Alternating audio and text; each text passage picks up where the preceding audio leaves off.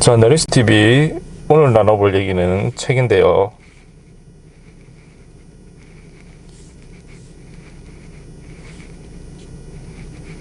이 책입니다.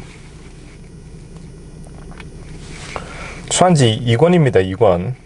2권은 이제 어찌되었건 진나라를 멸망시키기 위해서 여러 이제 진나라를 기준해서는 반역의 무리. 하지만 뭐 이제 어쨌든 그때 당시에 부패한 진나라를 무너뜨리고자 하는 어떠한 그런 민심들이 있다 보니까 어쨌든 나름의 영웅들이 이제 한 명 한 명씩 이제 분위기를 타면서 점점 이제 본인들 나름대로의 어떠한 그 뭐랄까 이 세를 형성시키는 그러한 장면들이 나와요. 그 다음에 이제 유방, 어찌되었건 유방이 한나라를 세우게 되죠. 최종적으로 진나라가 무너지고 나서 초나라 항우와 한나라 유방이 이제 최종 이제 대결을 펼친 다음에 유방이 이기게 되는데, 어쨌든 그러다 보니까 유방도 유방을 따라다니는 어떠한 그 전설 같은 이야기들이 있고, 그 뱀을 이제 칼로 탁 죽이는 그 장면이 나오는데, 그 얘기가 이제 2권에서 나오고요. 그 다음에 이제 그 진나라가 이제 어찌되었건 지금 흔들흔들하고 있는 상황, 그러한 상황들이 이제 묘사가 되는 그러한 내용들이 나옵니다. 추한지 2권도 일단 재미는 있고, 그 이제 몇 개 발췌한 거 보고 책이 이런 내용으로 되어 있구나 이렇게 파악을 한 다음에 그리고 마무리를 하겠습니다. 어쨌든 추한지도 굉장히 재밌는 이제 그 전쟁 역사 소설이라고 볼 수 있겠죠. 자, 근데 이제 여기서 이제 이 부분은 이제 저자 작가가 이제 해석한 부분인데요. 한번 볼까요? 뒷사람들은 흔히 진나라 2세 황제 시절의 어지러운 정치를 조고 탓으로 돌린다. 그러니까 진시황이 죽고 그 다음 황제 때 진나라가 망하잖아요. 그 다음 황제가 이제 호해가 될 텐데, 근데 그 호해가 정치를 잘못한 것은 그 옆에서 이제 호해를 이제 그 간신이라고 할 수 있는 조고가 그렇게 해서 진나라가 더 2세 황제인 호해가 더 제대로 일을 못했다 이렇게 생각하는 사람들이 많다, 그 얘긴데요. 그러나 차분히 살피면 그와 같은 어지러움을 이끌어낸 데에는 2세 황제 호해의 특이한 개성도 크게 한 몫을 했다. 예, 그죠? 그러니까 꼭 조고의 탓만이 아니라 호해 본인의 책임이 있다라는 뜻이 될 텐데요. 가만히 앉아 절대 권력을 승계한 자들이 그 절대 권력의 무게에 짓눌려 곧잘 드러내는 인격의 왜곡과 파탄으로 호해는 이미 그것을 시황제를 장사 지내는 과정에서 허영과 잔인함으로 잘 드러낸 바 있었다. 여러 사람 죽였다는 거죠. 어쩌면 그날의 물음도 아직 넉넉히 채워지지 못한 그 허영과 잔인함에서 비롯되었는지도 모르리다. 자, 어쨌든 그 진시황이 워낙 어마어마한 업적을 남기고 갑자기 이제 죽게 됨으로써 그 나라를 떠맡게 된, 준비 없이 떠맡게 된 호해가, 그러니까 이 실책을 이제 계속 보이다가 이제 국가가 무너지게 되는데요.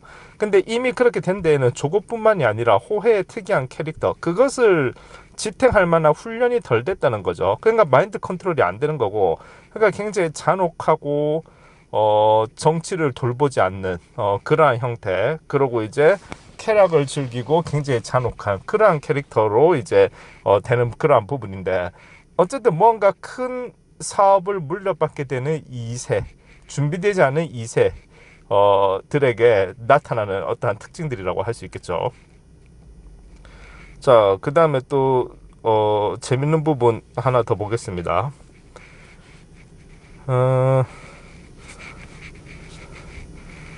이런 거. 자, 권력의 그늘이라는 챕터인데요. 자, 소부 장함이 낭중염께 뵙기를 청합니다. 이렇게 얘기하죠. 자, 그래서 생각에 잠겨있는 조고에게 곁에 두고 부리는 젊은 환관이 알려왔다.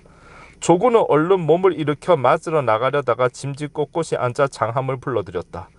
비록 황제의 총애를 받는 낭중령이라고는 하지만 환관인 조고가 그래도 구경의 하나인 소부를 앉아서 맞는다는 것은 큰 무례일 수도 있었다. 하지만 조고에게는 굳이 그럼으로써 떠보고 싶은 게 있었다. 바로 장함의 사람됨이었다. 진승과 오강의 반란이 심상치 않다는 걸 진작부터 알았으면서도 조고가 나서서 황제, 여기서 황제는 이세 황제 그 호해를 얘기합니다. 황제를 깨우쳐주지 않은 데에는 황제가 정신 차려 정사에 전념하는 것이 자신에게 이롭지 않다는 것 말고도 까닭이 하나 더 있었다. 곧 황제가 유능한 장수를 뽑아 모반을 일으킨 도적들을 처부수고 공을 세우게 함으로써 새로운 몽념이라 함은 유명한 진나라 장수 이름입니다. 몽념이 생겨나는 게 싫어서였다. 이제 몽념이 이 조고의 관계에 의해서 죽거든요. 힘들게 라이벌을 죽였는데 조고가 또 라이벌이 탄생하는 것이 싫다는 거죠. 그래서 이세 황제 호해가 정신 차리고 국정을 돌본다던가 지금 막 반란이 일어나고 있는데 혹은 그 반란을 누르는 몽룡과 같은 유능한 장수가 나오게 되는 것을 호해가 굉장히 조고가 굉장히 경계했었다는 걸 알 수 있죠. 이제 더는 어찌할 수가 없어 평소 장수의 자질이 있다고 알려진 장함을 추천하게 되었지만 먼저 그 됨됨이를 알아두고 싶었다. 그렇죠.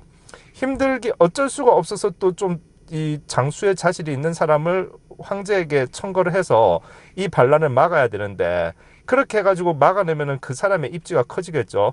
그러니까 이 사람에 대해서 미리 파악하겠다라고 하는 거죠. 또 그리고 미리 좀 눌러놓겠다는 의미도 있겠죠. 일껏 저를 장수로 세워줘도 공을 세운 뒤에 등을 돌리며 호랑이 새끼를 기름꼴이 되고 만다.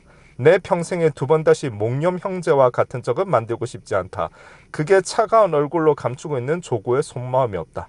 예, 그거 간신도 피곤하다는 걸 알 수 있습니다. 네, 좋습니다. 자, 그 다음에 또 유방이 장량을 만나는 장면도 이번 회차에서 나오고요. 그리고 항우가 얼마나 병사들하고 같이 먹고 자고 하면서 서로 이제 돈독하게 자기가 뭐 약간 이제 이른바 보스라는 거를 드러내는 것이 아니라 같이 이제 뒹굴고 하면서 병사들과의 어떠한 사기와 어떠한 서로 간의 어떠한 정을 돈독히 하는 그러한 장면들도 나오고요.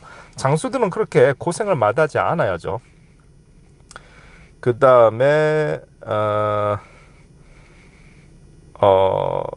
항우 역시 나라를 세우게 되다 보니까 여러 가지 전설들이 따라다니죠. 여기에서 항우의 말 오추말을 항우가 얻게 되는데 그 장면도 이 권에서 나옵니다.